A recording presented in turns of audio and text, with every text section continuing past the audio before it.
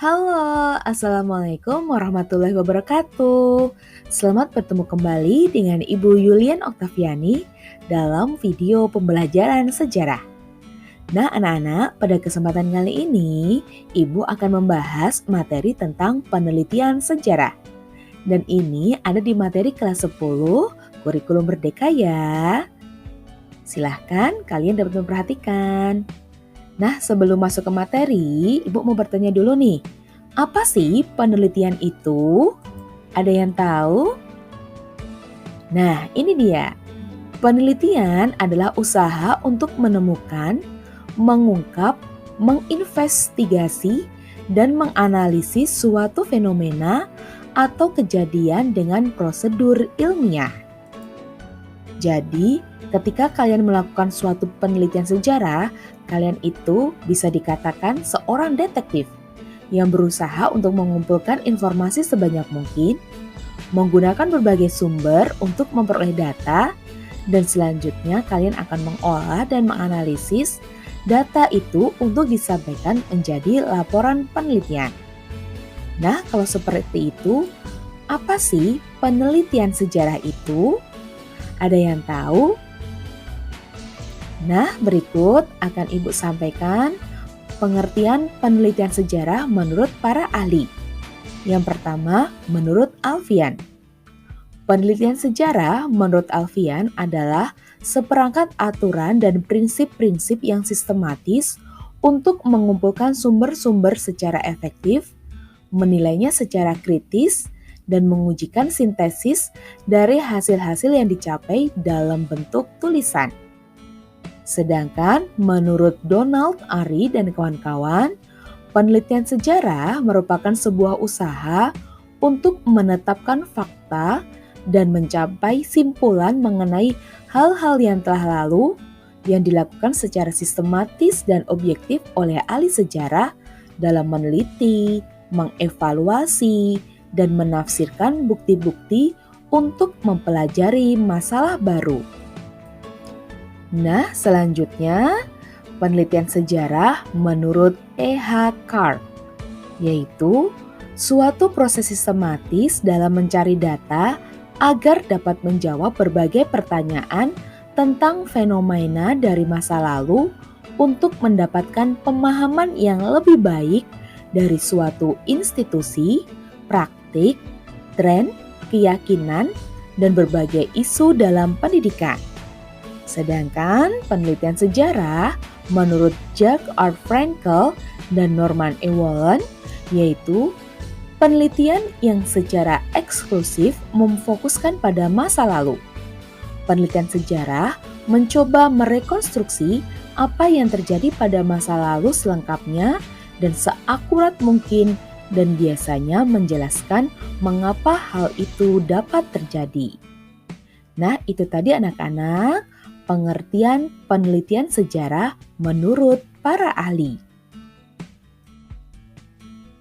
Dan selanjutnya, bahwa penelitian sejarah menurut Lois Koselleck itu menerapkan 4 kegiatan pokok. Apa saja? Yang pertama yaitu mengumpulkan berbagai informasi tertulis dan lisan yang relevan. Yang kedua, membuang informasi yang tidak jelas dan keasliannya masih diragukan. Yang ketiga, mengambil kesimpulan dari bukti dan sumber sejarah yang terpercaya. Dan yang keempat, merangkai semua bukti dan sumber menjadi suatu laporan.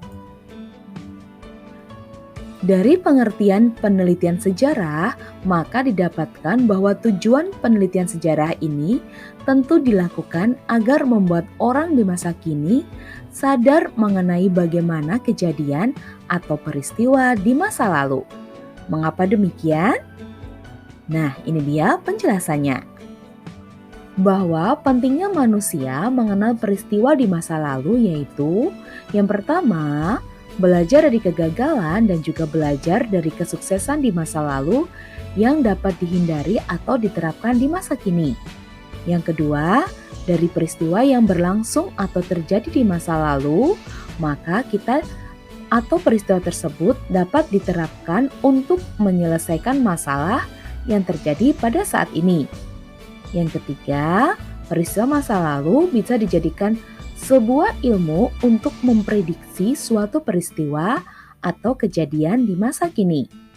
Dan yang keempat, peristiwa atau kejadian masa lalu bisa digunakan untuk menguji hipotesis mengenai hubungan atau tren yang terjadi di masa kini. Dan yang terakhir, peristiwa yang terjadi di masa lalu bisa digunakan untuk memahami praktik dan juga bagaimana kebijakan pendidikan di masa kini secara lengkap dan mendalam. Kemudian, apa saja sih tahapan-tahapan dalam penelitian sejarah? Di sini ada 4 tahapan ya dalam penelitian sejarah. Mari kita cari tahu. Tahapan penelitian sejarah yang pertama yaitu heuristik. Heuristik yaitu artinya mengumpulkan berbagai data dari berbagai sumber sejarah. Kemudian yang kedua adalah verifikasi.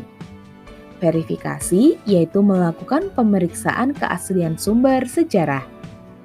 Yang ketiga, interpretasi, yaitu menafsirkan dan memahami makna keterkaitan dari sumber-sumber sejarah yang telah diverifikasi.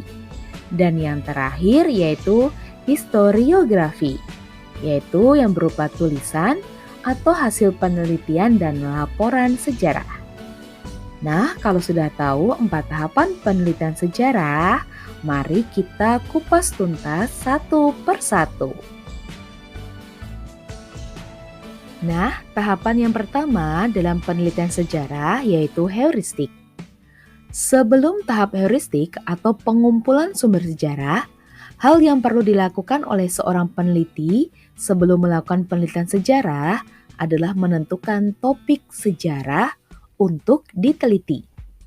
Peneliti dianjurkan untuk memilih topik baru yang mana di dalamnya melibatkan berbagai peristiwa sejarah dan sifatnya penting dan bahkan belum pernah terpecahkan sebelumnya.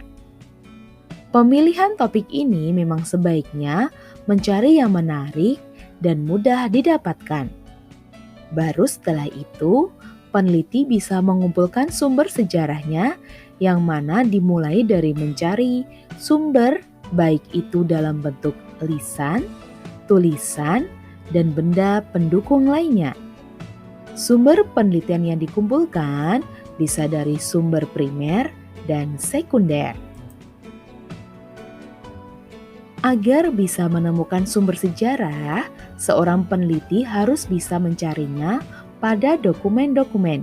Misalnya, yaitu yang pertama, peneliti dapat mengunjungi situs sejarah dari topik tersebut.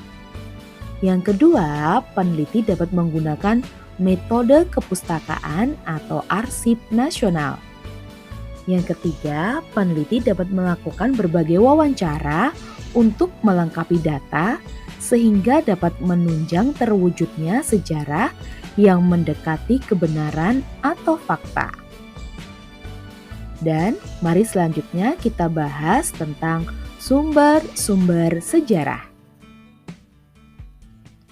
Sumber sejarah berdasarkan cara memperolehnya atau sifatnya terbagi menjadi 2, yaitu sumber primer dan sumber sekunder. Sumber primer adalah data utama yang diperoleh langsung dari subjek dan objek penelitian. Sedangkan sumber sekunder adalah data pendukung yang ditulis atau dibuat setelah kejadian selesai. Bentuk dari sumber primer ini bisa beragam, bisa dalam bentuk arsip, yaitu bisa berupa foto, video, film, undang-undang, peraturan, peta, surat kabar, surat perjanjian, dan yang lain-lain. Bisa juga dalam bentuk fosil, artefak, dan hasil wawancara dengan pelaku atau saksi sejarah. Sedangkan sumber sekunder bentuknya antara lain hasil penelitian sejarawan, laporan penelitian yang relevan, biografi, surat menyurat, dan surat kabar yang tidak sejaman dengan peristiwa tersebut. Sedangkan sumber sejarah berdasarkan bentuknya terbagi menjadi 3, yaitu sumber tertulis, sumber lisan, dan sumber benda. Sumber tertulis yaitu sumber sejarah yang didapatkan dari peninggalan-peninggalan peristiwa pada masa lampau yang berupa tulisan dan catatan. Contohnya adalah prasasti, dokumen, piagam, naskah, surat kabar, dan laporan. Sedangkan sumber lisan yaitu sumber sejarah yang didapatkan dari keterangan langsung dari orang-orang yang mengalami peristiwa sejarah tersebut. Sumber lisan juga bisa diperoleh dari kerabat atau orang lain yang mengetahui peristiwa tersebut secara rinci. Dengan kata lain, sumber sejarah ini bisa digunakan untuk sumber primer dan sekunder. Contohnya adalah wawancara, petuah, dan cerita rakyat. Sedangkan sumber benda yaitu sumber yang berasal dari peninggalan-peninggalan sejarah, berupa benda-benda kebudayaan. Contohnya adalah bangunan, senjata, perkakas dari batu, patung, perhiasan, dan candi, dan tentunya masih banyak yang lainnya. Kemudian tahap yang selanjutnya adalah verifikasi. Verifikasi atau kritik sejarah menentukan keaslian dan validitas sumber data yang telah diperoleh. Sehingga data yang didapatkan dan menjadi sumber sejarah memang valid, bisa dipercaya dan bisa dipertanggungjawabkan. Validitas sumber data ini penting dalam penelitian sejarah, karena untuk menentukan bagaimana kualitas penelitian tersebut dilakukan, sehingga diperlukan proses verifikasi. Verifikasi terhadap sumber-sumber sejarah menyangkut 2 aspek, yaitu aspek intern dan ekstern. Aspek intern yaitu aspek yang membahas tentang isi yang terdapat pada sumber sejarah, sehingga bisa memberikan informasi yang diperlukan, misalnya berupa proses analisis terhadap suatu dokumen. Sedangkan aspek ekstern yaitu aspek yang membahas tentang keaslian pada sumber, sehingga peneliti harus bisa menguji tentang kebenaran pada dokumen sejarah tersebut. Kemudian, tahap yang ketiga yaitu interpretasi. Tahap interpretasi ini merupakan tahapan di mana semua sumber sejarah yang sudah selesai diverifikasi akan ditafsirkan oleh para peneliti. Penafsiran ini berdasarkan semua informasi dari sumber sejarah yang didapatkan. Dalam prosesnya, diperlukan waktu yang cukup panjang karena membutuhkan pemikiran objektif dan logis. Sedangkan tahap yang terakhir yaitu historiografi. Proses historiografi atau penulisan yang mana peneliti melakukan penulisan berdasarkan pada hasil interpretasi sumber sejarah. Kemudian penulisan tersebut juga harus ditulis secara sistematis dan sesuai dengan kaidah atau aturan yang berlaku, mulai dari struktur penulisan, bahasa, pemilihan diksi, dan lain sebagainya. Kemudian ditinjau dari segi bentuknya, historiografi dapat dibedakan menjadi 3, yaitu yang pertama berbentuk narasi, yaitu isinya lebih banyak bercerita sesuai dengan apa yang diinformasikan oleh sumber sejarah. Kemudian bentuk yang kedua yaitu deskriptif, isinya lebih detail dan kompleks dibandingkan dengan bentuk narasi. Dan yang ketiga bentuk analitis, yaitu isinya lebih banyak berorientasi pada penelaahan masalah. Nah, itu tadi anak-anak pembahasan tentang penelitian sejarah. Terima kasih atas perhatiannya. Semoga apa yang sudah Ibu sampaikan ini dapat bermanfaat. Terima kasih. Sampai jumpa pada video berikutnya. Sekian saja. Wassalamualaikum warahmatullahi wabarakatuh.